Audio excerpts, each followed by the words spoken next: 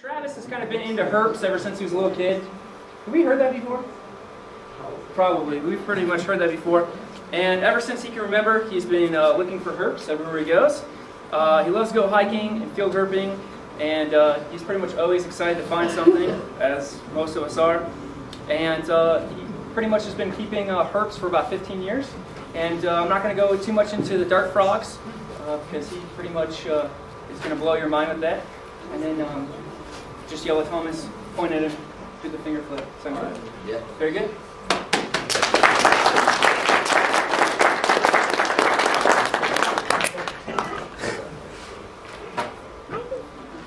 Alright, so how I got started with dart frogs, I thought they were pretty cool, just really awesome looking frogs, and wanted to get some just as pets to start off with. And then when they started breeding and I raised up some tadpoles into frogs, I thought, hey, maybe I could sell these. So I took them and I actually sold them back to the people who I bought them from originally. And I just kept getting more and more frogs every year. I kind of have a tradition of getting more frogs every year on my birthday. So every year I buy more frogs and I keep breeding them and selling them, and that's kind of how I got started. Thomas? Alright, so first of all I'm going to go over housing dart frogs. Right here I've got one of my basic breeder setups, and I've got it set up sideways just so you guys can see it better. But normally it would be set up this way, and I'd keep all my tanks in a shelving unit. And I've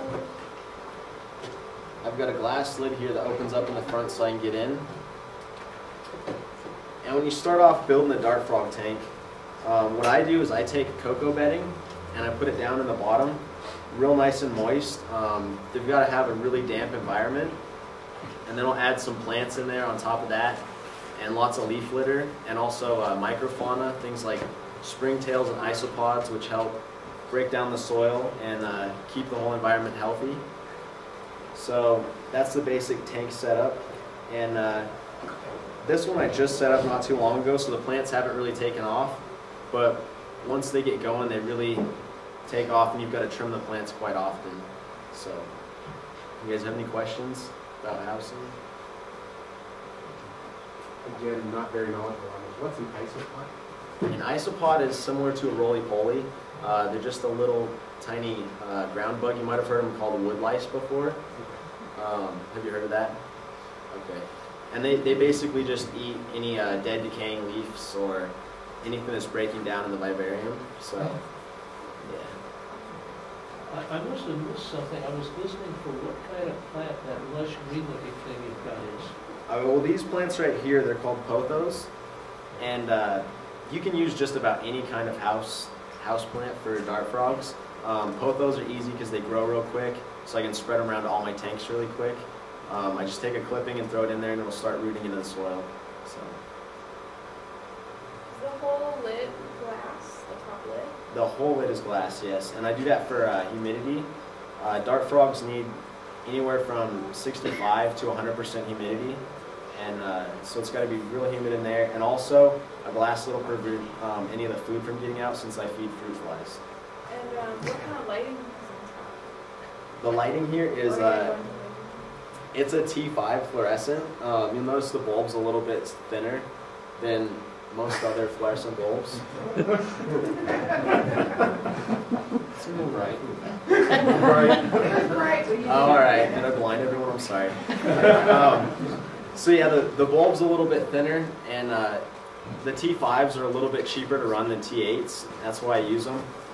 And also they seem to help my plants grow better. So that's the lighting I use.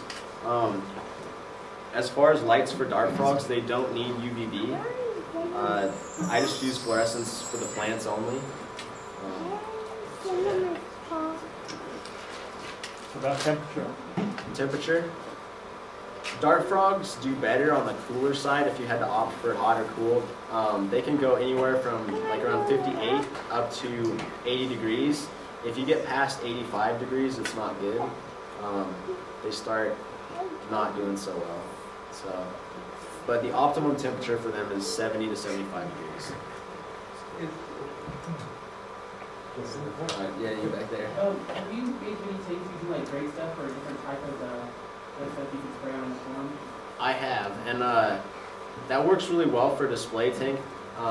Just for me, because I breed frogs, I don't set up every tank that way, because it would take a lot of time and extra money and effort. But I could definitely go over how to build one of those if you'd like. All right. Well, what I do when I'm building a nice background is I start off by taking black silicone, and I go around the sides of the tank. I'll go across the whole back and smear black silicone so that it's like even, and then across both the sides so that when you look in the front you can see in, but from the sides it looks nice and clean and black on the outside. And then you put the great stuff foam over that, and then you can carve it out to whatever shape you want. Put holes in there so you can put plants in the background. What else? And then after you've carved all the foam out to get it the shape that you like, you can either take cocoa fiber and silicone it over that, or you can just take cocoa matting and silicone it over that, just to make it not foam looking, you know. So, do you have any other questions about that? Well, not on that, but is the light output better for the T5 than the T8, or is the T8 better? I'm not exactly sure. I prefer the T8s because it seems to me like they're brighter. You mean the T5? Yeah, the T5s, Okay. sorry. But I've heard from different people that the T8s are better. It just depends on who uses them, I guess. And I'm not a big lighting expert, so.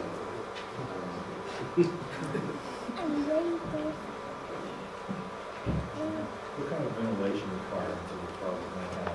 You mentioned that there's just glass on the top. Are you concerned about mold buildup or any type of?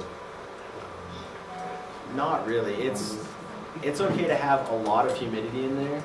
Thanks, Justin. The ventilation, just opening the lid several times a week to feed them and spray them down, is plenty of ventilation for them. And what I've noticed is as soon as you set up a tank, usually, you'll get an outbreak of mold and fungus, like within the first week or month or two, you know? And after the initial like mold and fungus and everything goes through the tank, it kind of goes away and you won't see it much after that. So I've never had any issues with any ventilation. So you mentioned that you have is the substrate like a potting soil and you go over the top of it, or is it all specifically that? It's all coconut dirt. And sometimes I will add a little bit of orchid bark in there just for the plants, but the frogs don't need it. So. Any other questions on housing? So once you set up your tank and put in your isopods and you put them all in the tank, put in your springtails and your isopods all at the same time. Okay. And a lot of times if you get plants from somewhere, if you don't clean them completely, you'll get different types of springtails and isopods from different greenhouses and nurseries and things. That's actually where I got my isopods. I ended up getting them on a shipment of bromeliads from Florida, so I didn't even have to buy them. So the reason, could it be the reason the fungus and all that doesn't become a problem is because that's what they eat, is the fungus and the mold? That's what definitely a they're feeding factor on? too. Yeah, springtails primarily eat fungus and mold, so that's a huge factor, and so do the isopods. Do you have to keep adding more isopods like every so often, or do they just like breed in there, or? They just breed in there for me. The thing about isopods is they seem to stay in the soil quite a bit, so every once in a while the frogs will pick them off and they'll eat them, but for the most part they just stay in the soil and it's not a big deal. They just keep breeding in there. And same thing with the springtails. The frogs will eat those too, but usually there's quite a few in there. But I do seed my tanks with springtails a little more often to keep the numbers up, just so my frogs can eat them. Any other questions on housing? Where do you get those springtails? I breed them. But if you wanted to get them and you didn't breed them, you could get them online at any of the different dart frog stores, carry them. I think there's even a couple companies that just breed isopods. Somebody even came up with a Dalmatian isopod that's white and it's got black spots. I don't know how long that took, but so. All right, are we good on housing? Yeah. All right. One thing I forgot to mention, with my frogs, I'll go and I'll spray the tank probably 2 to 3 times a week just to keep the humidity up. And some people like to drill their tanks out so they can drain them if they over mist. But if you just watch the soil and make sure that there's not too much water in there, you usually won't have any problems with that. So. Where do you get your water? What kind of water do you use? I just use a Brita filter and use tap water, and I've been doing that for 9 years now. So, yeah, nothing special. Do you desalinate it or? Nope. I think with the charcoal filter, it's supposed to take the chlorine out, but I don't know if it gets all of it. So far I haven't had any problems, so I'm assuming it does. So. Alright, moving on.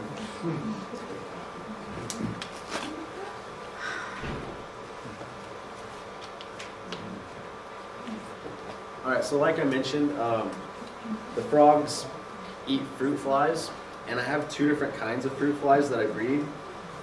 I'm gonna pass these around. I don't know if everybody will want to touch them, but you're all welcome to take a look. The smaller one here, these are Drosophila melanogaster, and these are a smaller fruit fly. They have wings, but their wings don't work. I also have a kind of fly that don't have wings, but basically the muscles that work their wings don't work on these guys, so they can't fly, but they can crawl. So those are those, and then here I've got some larger flies, and these are Drosophila hydei, and these are good for your bigger frogs. Any frog will eat either one of these pretty much. There's some smaller frogs that won't eat the bigger flies, but most of them will take both. So I'm just going to pass these around. You guys can take a look at what they look like. Don't hold them upside down for too long, because sometimes the media will fall and crush all the flies. So. Travis, is this something that we probably shouldn't open? I'd suggest not opening it. Open it and try.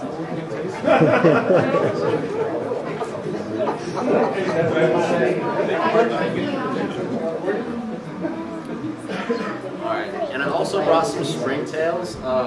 I'm just going to leave them up here on the table, and you guys can look at them afterwards. And I just don't want to pass them around because they might jump out of here if you guys open it up to look at them, and I don't have a clear container. It's a little bit rushed today. So anyway, with the food, I just feed mostly fruit flies to all my frogs, but then for baby frogs, you do have to have smaller food sources, and that's where I breed a lot of springtails. Like for example, for these frogs in this container, you can see how tiny they are. They're pretty much full grown right there. They're what they call a thumbnail frog. And when these guys are babies, they're only about the size of a peppercorn, so they can't even eat a fruit fly yet. So that's why I have the springtails. So yeah. And when you're working with fruit flies, something that makes it a little bit easier is I use different vitamin powders. When I dump the fruit flies into a separate cup, the vitamin powders stick to the flies and it keeps them from climbing so much. If you just pour them into a cup by themselves, then the flies will kind of go everywhere, and within a few seconds you'll have a room full of flies. So it's good to have something to slow them down a little bit, or you can use a lid on your feeding cup. So talking about supplements, I'll show you the 3 supplements that I use. These aren't the only things you can use, but they're what I prefer, and they're what a lot of breeders that I know prefer to use. So I've got Herp, which is just a multivitamin, and it's got pretty much all the vitamins and minerals that they need. It doesn't have vitamin A, but it's got beta carotene, which is a precursor for vitamin A, and so that's really good for preventing vitamin A deficiency, which is really bad if frogs get that. They won't be able to eat. So that one's really good. And then I also use RepCal with D3. They need that for their calcium, and they need the D3 in there to absorb the calcium because they don't use UV. So those are those two. And then I also supplement, this isn't actually for frogs or even for herps, but it's some sort of a bird product I bought from another breeder, and it's got a really good source of vitamin A. It's called Superprene.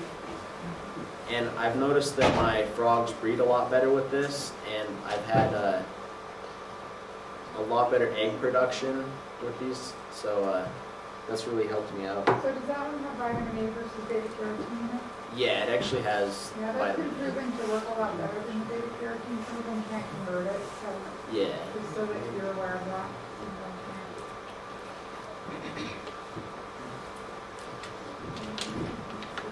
All right, so do you guys have any questions? How often do you supplement? What do you feed these little guys? Just a second. I supplement every time I feed, but I rotate through my feedings. So like, say I feed Monday, Wednesday, Friday, I'd feed with one of these Monday, one of them Wednesday, and one of them Friday. And I try to do calcium just a little bit more often than the other two, because I feel that it's more necessary than the other two. So. Also, one more question. What do you feed the fruit flies? I have a media that I mix at home, and it's basically just a powdered mix. You put it in the bottom of one of those deli cups, you pour water in there, and I pour a little bit of vinegar in there, and that helps prevent mold. And then you add a bunch of flies in there, and they start eating it and breeding and making the flies. Do you just buy that powder? Or do you make the powder? I make it. Oh, okay. It's really simple. I could give anyone the recipe if they want it. It's basically potato flakes, sugar, and brewer's yeast. So. I've been making that media, but I still get the mold, even though I put the vinegar in it. Do you have any suggestions to put them out there? I don't know, how much vinegar are you adding? Tablespoon? Tablespoon? I'd add a little bit more and see if you still have problems. I just eyeball it when I'm making cultures. I just put a pretty good slosh of vinegar in each one of my cultures, and I haven't had any problems with mold lately. I think you could also try adding more flies maybe, I don't know.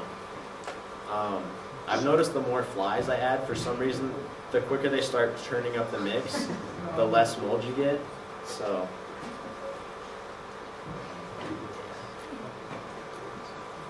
Is there a local supplier from the brewer's yeast?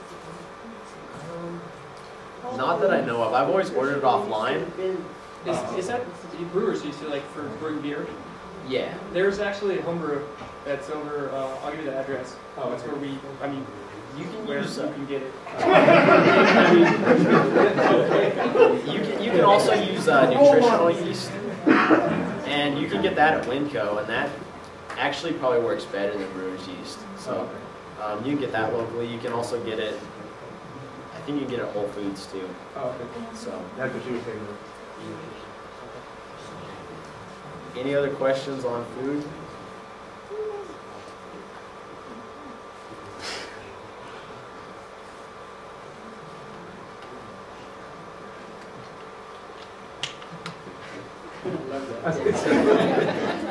Don't you guys like the little tears? Alright, so I'm just going to talk about a few diseases and what you can do to prevent them. First of all, it's really important, as soon as you get any new frogs, you want to quarantine them and make sure that they're alright before you introduce them into your collection. If you've only got a couple frogs, of course it's not as big of a deal, but for me, I've got about 90 frogs in one room, and so if I introduce something with a disease, it could be a huge problem and it could spread from tank to tank and kill my whole collection. So I'm really careful when I get animals, and some of the things you have to watch for, a lot of them you can't tell until the frog's already going downhill, but chytrid meiosis is a fungus that they've discovered in the wild, and it's been killing off a lot of different amphibian species. Basically, it gets inside the amphibian skin, and since they respirate and absorb moisture through their skin, it clogs up their pores, and they're no longer able to do that properly. And so you don't want your frogs getting chytrid. And I've actually heard recently that they found a cure for it. It's athlete's foot medicine. called Lamisil AT. You've probably seen a commercial for it. And I thought it was weird that you could actually use that to treat the frogs, but I guess you can go through a 10-day process where you give them a bath once a day for 10 days, and it's supposed to completely get rid of it. So I was really actually happy to find that out, because I didn't know if there was a real simple cure for chytrid. So now that I know that, I'm pretty stoked. Next thing on there, metabolic bone disease, or calcium deficiency. That can just be caused if they don't get enough calcium uptake. They'll start using their bones up, and they'll get bone deformities. And so you have to make sure and supplement with enough calcium, or you'll get really bad stuff happening to your frogs. They'll start having seizures, their legs will get deformed, their back will start to scrunch up. So it's really important that you supplement with the calcium, with the D3. And then vitamin A deficiency. I don't know exactly what vitamin A deficiency does other than short tongue syndrome, but I know that it's really bad if they don't have vitamin A. Thank you. So short tongue syndrome is if they don't have enough vitamin A, something happens with their tongue to where they can't actually shoot it out and get the flies, and it's no longer as sticky as it used to be. So they won't be able to eat, and if they get too far gone with vitamin A deficiency, they will die. So that's why vitamin A is very important. As far as broken limbs, I've had a few frogs with broken limbs. There's not a whole lot you can do with dart frogs because they're so small. You hope that the break heals on its own, but you can quarantine them in a smaller tank so that they don't have as much stuff to hurt themselves on if they've got a broken limb. And then as far as eye infections, I recently just had a frog with an eye infection, and I treated it with a antibacterial medication for fish, and it actually worked really well. So that worked for me. I guess it would depend on what kind of eye infection they have. For me, it's really hard to tell because I'm not a vet what kind of eye infection a frog has, and especially since they're so small, you know. So those are the basic diseases that I know about and have dealt with, and that's basically it. You guys have any questions on that? So you said that it's really important to give them extra calcium and stuff like that. Do they have problems with not getting enough calcium in the wild? Do you see a lot of frogs like with deformed bones in the wild, or are they eating something that gives them calcium in the wild that you can't replicate? I think that all the bugs that they eat just eat such a wide range of plants and everything that they get all those vitamins and minerals from the bugs that they eat. So the bugs that I'm feeding, you know, there's not a lot of nutrients in the media that I mix up for those flies, so you have to supplement. You just could never get the same amount of variety that they get in the wild, so that's why you have to supplement with those things. Any other questions on diseases? All right, so breeding. With dart frogs, I never had a problem breeding them. I think they're one of the easiest frogs to breed, and that's probably because they breed year-round. A lot of frogs take what they call a cycle, and you have to have a rain chamber to breed them. So as long as you've got 100% humidity, most dart frogs will breed in captivity. You just have to have a male and a female, and somewhere for them to lay eggs and enough food for them, in my opinion. So in the picture here, there's a little coconut hut. A lot of people use a coconut hut and they'll put a petri dish under it. And because dart frogs like to lay their eggs on a smooth surface, they'll lay their eggs on the petri dish, and then when you go to collect eggs out of all your tanks, you can just remove the petri dish, and it's really easy to find the eggs. So that's why those two pictures are on there. It makes it really convenient where you're going to look for eggs. Otherwise, you could look through a whole tank looking for eggs that are this small. So, once you get eggs from frogs, you've got to either leave them in the tank with the frogs, or you can take them out and incubate them yourself. It's not real hard to incubate them yourself. You just take them out, put them in a Tupperware container with lots of moisture, maybe spray them with a little bit of water, and then you wait about 2 weeks and you should have tadpoles. And then after that, you put the tadpoles in the water and start taking care of them. I'll talk about tadpoles in a minute. And if you leave them in the tank, a lot of dart frogs will actually go and pick up the tadpoles, and then they'll carry the tadpoles to water. And with some frogs, the parents will take care of those tadpoles until they're adult frogs. Or some of them just leave them in a water source and they'll eat algae and other detritus that's in the water. So they're probably one of the best parents out of all the frogs. But yeah, that's pretty much it for breeding. You guys have any questions? How long do you have to wait? How long do you have for the eggs to get to them? If you want to remove them, usually... Sorry, the tadpoles. Huh? The tadpoles. The tadpoles? Yeah. Once How they long? hatch, the eggs turn into tadpoles. How long does that take and how long does it take? Do you have a limit to get them out safely? You usually have a good week to get the eggs out. I always say pull them later than earlier, because if you go to pull eggs early, they might not be fertilized. And so I leave them in the tank for a while longer. And then were you asking as far as like the tadpoles, how long do they take to metamorphose into froglets? Most species take anywhere between about 3 to 4 months.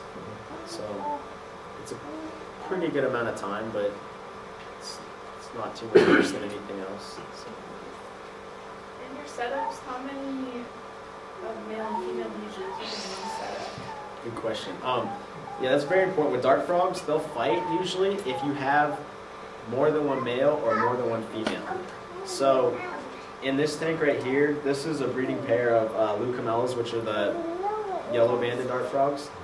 And you've only got one male and one female in there. If I had more in there, this particular species won't fight, but most frogs will actually fight and either stress each other out, or I've actually heard of them drowning each other if they get one pair down in water.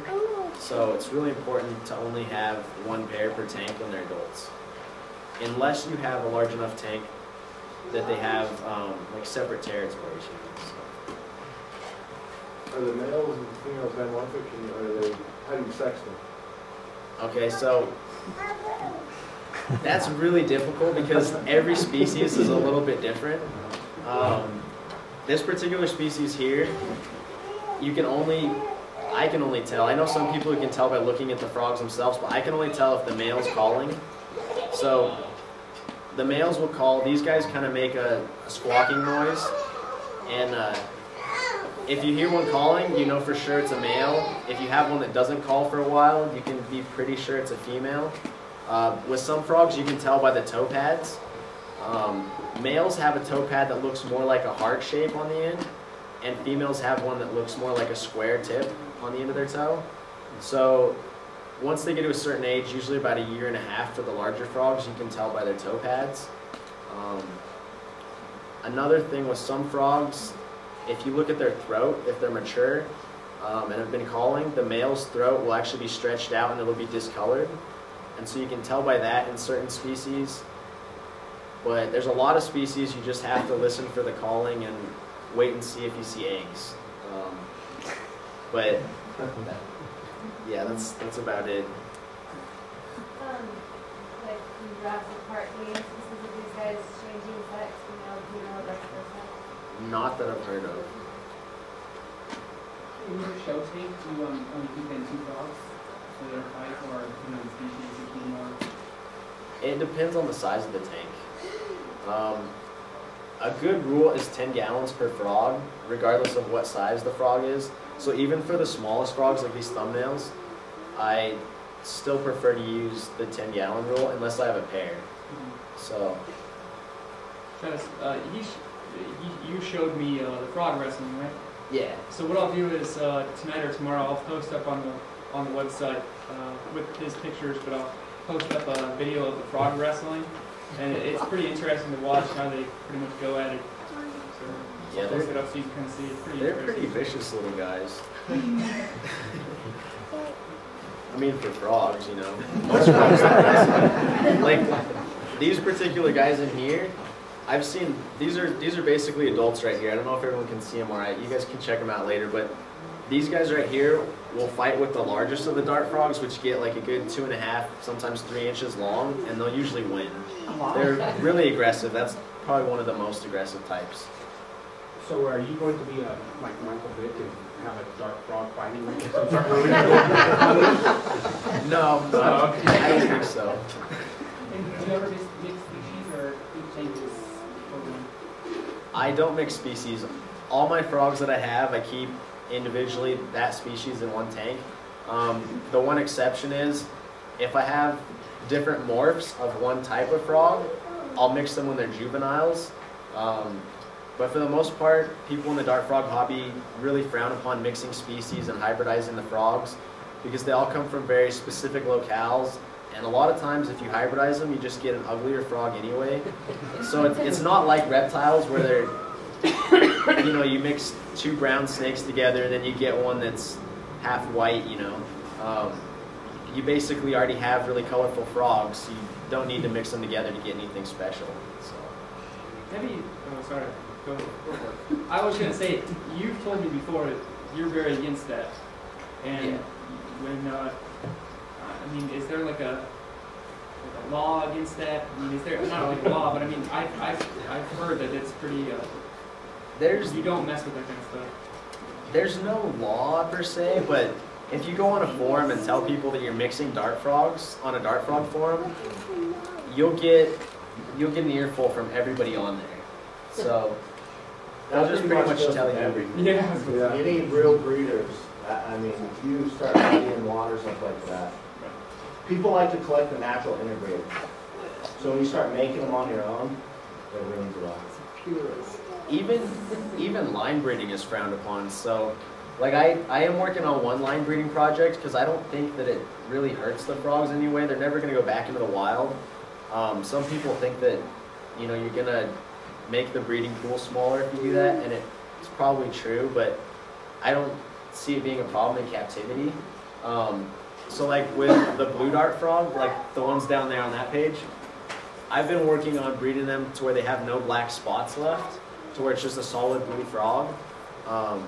So I work on line breeding projects like that, but I don't take and hybridize them. What species do you keep?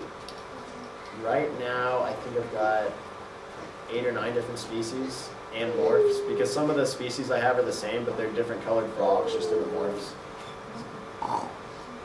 So, go ahead. I was going to say, what's your favorite species? My favorite species is probably the reticulated dart frog.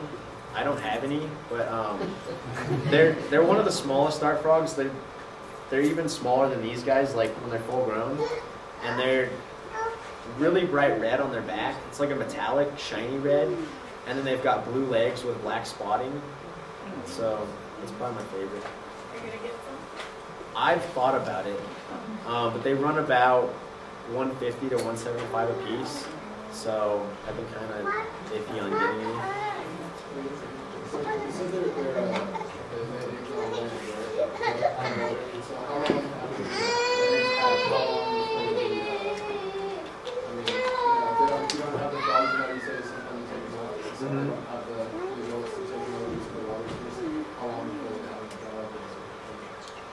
I've had eggs that I incubated myself and left alone for too long actually, and it'd probably been a week and a half after they'd hatched out of the eggs and the water had all dried up. I thought they were dead, and I went to rinse the container out. When I poured water on them, they like reanimated and were swimming around. So they can actually withstand some pretty drought-like conditions for a little bit. You just have to miss them then, right? You know, it's not like there's water disease. Yeah, you just missed them. But with the tadpoles, they need to be completely submerged in water. Right after. Yeah, right after they hatch, it's best to transfer them. But like I was saying, they don't dry out too quick, especially since the jelly that the eggs are laid in kind of keeps them moist and holds water better than it would be if it didn't have that jelly.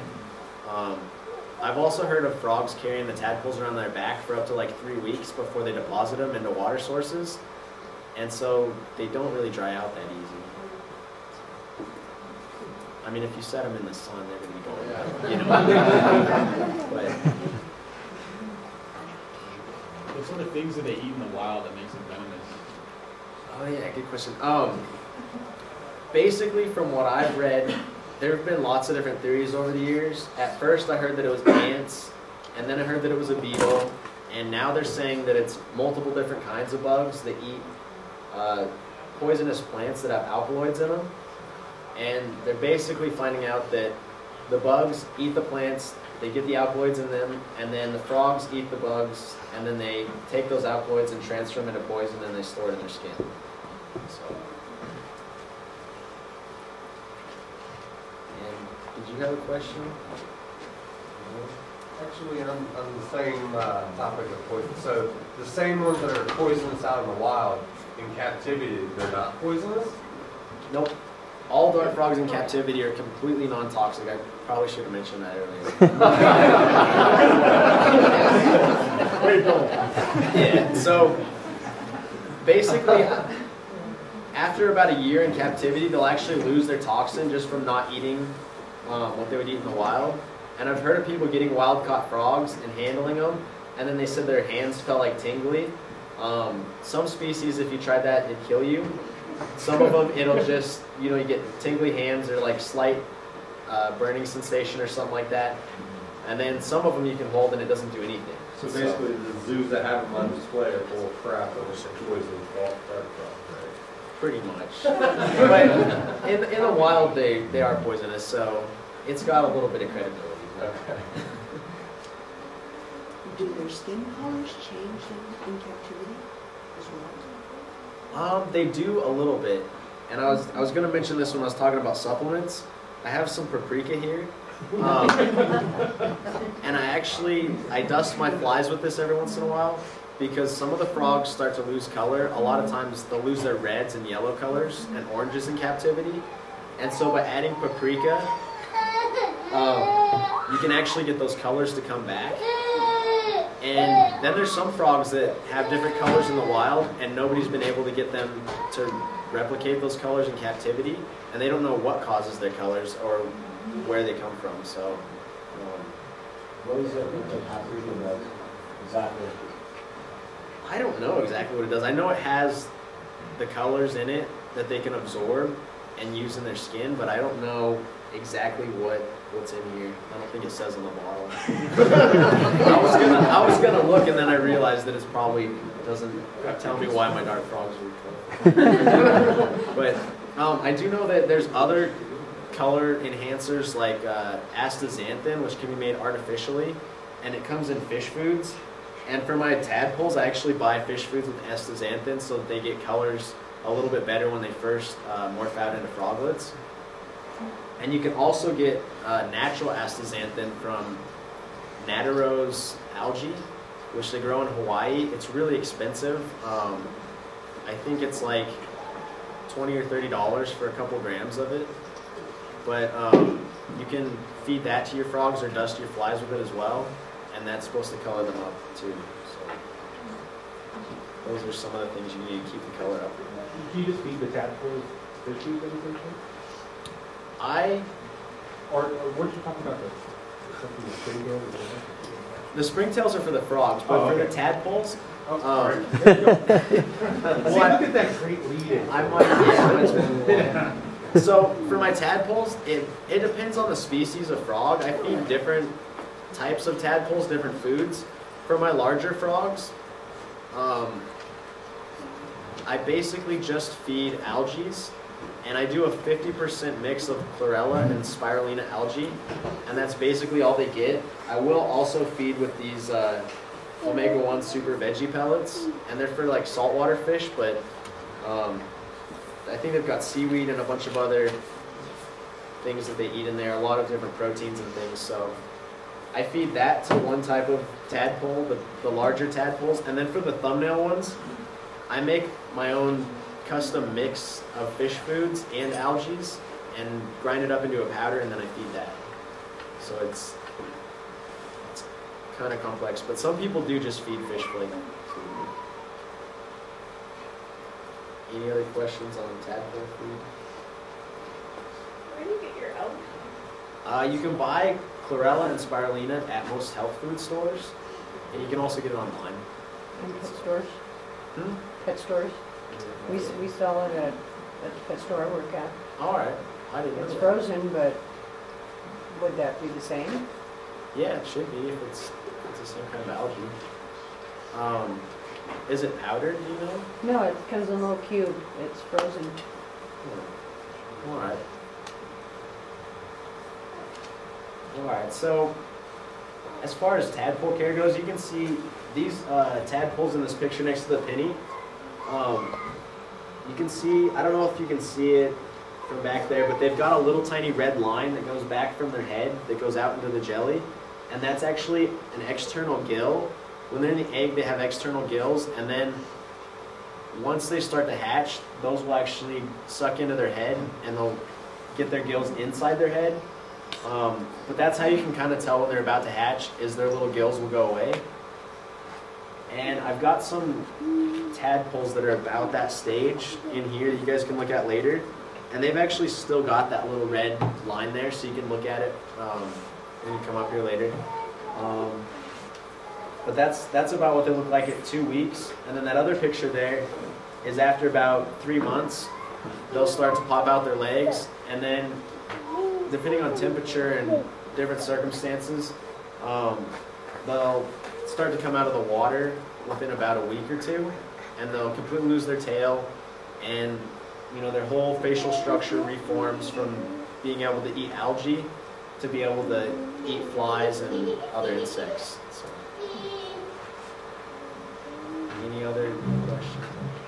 When you're taking care of those tadpoles until they're adults, how do you take care of the water? Do you change it weekly, or? I change it whenever it starts to look like it's being fouled up. So if it's not fairly clear, I'll go and change the whole water out. And what I do with my tadpoles to keep them, I just have a bunch of Rubbermaid containers, and I've got just Dixie cups in there, and each one's filled with water, and then you have a tadpole in each cup, and since they're cannibalistic, you have to house them separately. Unless you have a very large body of water, they'll eat each other. So I keep them individually in Dixie cups, and then I take egg crate lighting material, which you can get at the hardware store, and I put that on top of like one stack of cups, and I stack the cups up inside the Rubbermaid, and then I put a lid on it, and that keeps the humidity and the temperature the same, but it prevents the water from evaporating too quickly. And by preventing the evaporation, you can keep the temperature more constant. What temperature do you want? Basic room temperature, usually around 70, 75. And the water is probably a little bit cooler than the air, so probably closer to 70 most of the time. Any other questions? So how many of these frogs do you produce in a season, approximately? Or have you been? Lately, I probably produce around anywhere from 100 to 200 frogs a year. Not a whole lot, but a fair number. So. How do you handle the tadpole? Do you just like pour them, or like use a spoon? I actually do use a spoon. Yeah. What I do is when I'm changing water, I've got one bucket that's my dirty water, and I'll pour all the water out to where the cup's just barely full, and then I'll take the spoon, scoop the tadpole out, and then I'll put them in a little community bowl with other tadpoles for just a minute, and then I'll fill all the cups back up, and then put each tadpole back in its cup. So. At a 3 to 4 month time frame to go from tadpole to full-grown adult, it seems a little long, at least from when I was a kid, and you get a tadpole, and you've got a bullfrog or something like that that seems to mature much more quickly. They just take a little longer? Is that what's going on? Or? I think so. Also, because they come from the rainforest, it's a lot more humid there, and there's usually a lot more water present. A lot of the frogs here in Nevada, they have to metamorphose a lot quicker so that they don't dry up. If they're, I know a lot of toads and stuff will have tadpoles in puddles and things like that. And depending on the amount of water, it seems like they actually will metamorphose faster. So that all plays a factor in how fast they go. And also, it might be the nutrition that they get. Well, it's got to be the nutrition. If they don't have the right foods, and they're not going to grow as quickly. Not everybody knows exactly what dart frogs eat in the wild, so. Come on, you're not sitting around watching them, following it. Any other questions on tadpoles?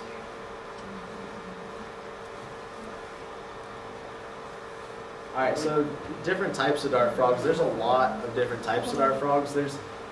Back to the poison topic, there's really only about 3 different types that are deadly. I'm sure there's a few that if you consumed them, it'd be close to deadly, but there's really only 3 that you have to be worried about. I don't have any pictures of them on here, but I should have put one on there anyway. Most of them are pretty harmless, even in the wild, so I was just going to throw that out there. Have they discovered new ones every year too? Aren't they still discovering new species? Yeah, they're constantly discovering new stuff. I think there's around 170 different species of dart frog. There's a lot. So.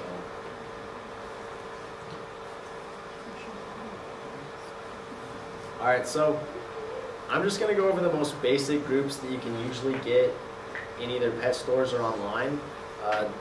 The first group I'm going to go over is the Tinctorius group, and this covers basically all the bigger dart frogs that you'll see. If you guys have seen the blue dart frogs, they're in this group. They're actually the same species as this frog pictured here. They're just a different color morph, but they've done genetic studies and they've shown that they're actually the same species. Basically, with this group of frogs, like I was saying with the parental care earlier, they will go and pick up their tadpoles and take them to water, but they don't take care of them. They'll just leave them there and let them eat algae and whatever's in the water. The next type that I'm going to talk about, they actually have a little bit more parental care. They're called non-obligate egg feeders. And this particular type of frog here, they usually refer to them as thumbnails. They don't ever get much bigger than your thumbnail. Some are a little bit smaller. And what's really neat about these guys is the parents will not only carry the tadpole to the water, but they'll actually go back and feed the tadpole infertile eggs for the whole 3 to 4 month period until they're metamorphosed into froglets. So they're really good parents. I've got some frogs like this at home. They'll actually be looking in the tank, and I didn't even know they had tadpoles in there, and then all of a sudden I'll see a little tiny baby frog hopping around that I didn't know was in there. So they're kind of sneaky. They slip one past me every once in a while. I'll get the eggs out of there. And then these guys here, there's a whole group. They're called obligate egg feeders, and these are considered to be the most difficult to take care of in captivity because the only way you can feed the tadpoles is to let the parents do it. They will only eat eggs from the parents that are infertile.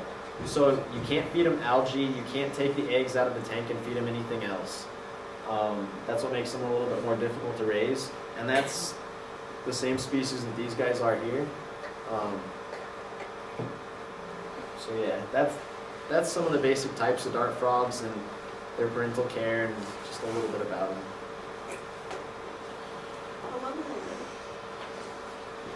Depending on the species, dart frogs can live anywhere from 7 years up to 25 years.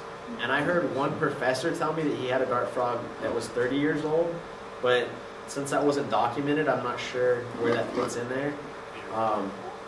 But they live a long time for little frogs. So my oldest frog is 9 years old, and it's the first frog I ever got, and I still got it. So. Any other questions on the different kinds of dart frogs, the parental care, anything like that? Alright. I'm going to go back a step. I forgot to mention this earlier. When I was talking about housing, I built this tiny little prototype tank with a front opening door. It's kind of similar to the Zoom Eds and the Exoterras that people have out now. But I'm planning on making my own line of tanks in the future. And so I just wanted to bring that and show everybody kind of what I might have in the future as far as tanks go. So, and it would work really great for a rack system because the front opening door, you know, you've got a bunch of tanks lined up. You don't have to get into the top, so that's why I've got it set up that way.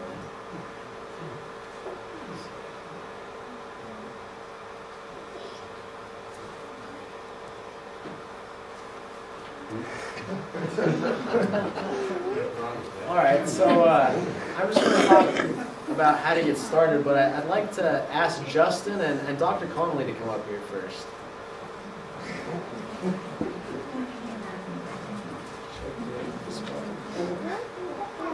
How you doing? Oh, great, actually, hi. So, Dr. Connolly, since she started coming, she was one of our, I think, one of our first speakers. And since then, she's one of our board members now. She's on the rescue committee. We're going to talk a little bit later. She's one of our sponsors now.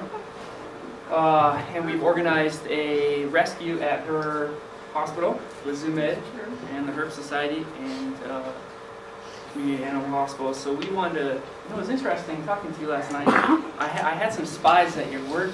And Dr. Connolly actually did when she did her master's.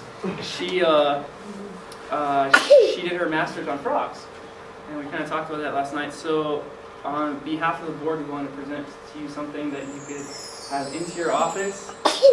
Travis is working really, really hard on this, and this is his elaborate setup.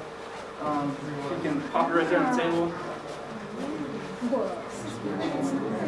I haven't really had a chance to look at it. It's amazing.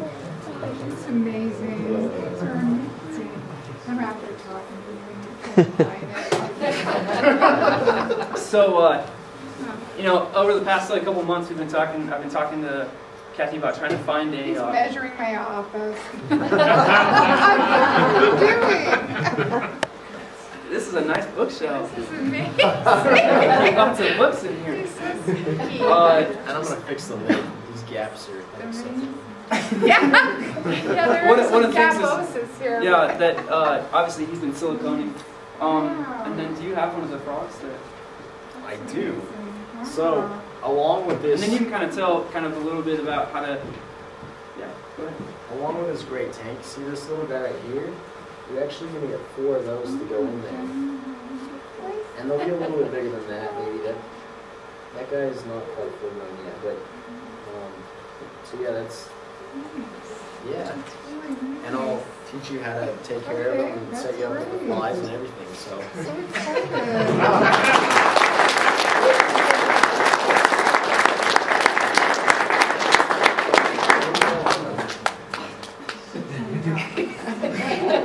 So is there anything else that you wanted to talk about getting started or anything? Because I know this tank is a lot different from your breeding tanks, obviously.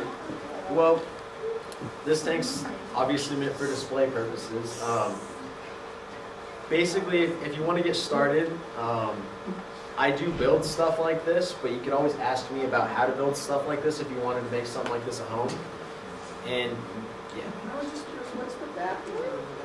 It is a coconut fiber matting that's been like woven together and glued, and I just took it and cut it and siliconed it to the back so that it fits in there real nice, and all the plants will at some point or another grow up onto it, and pretty soon you get a really nice kind of vine look in there that covers the whole back of the terrarium.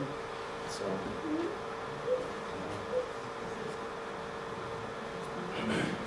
Any other questions? Fantastic. Thank you very much.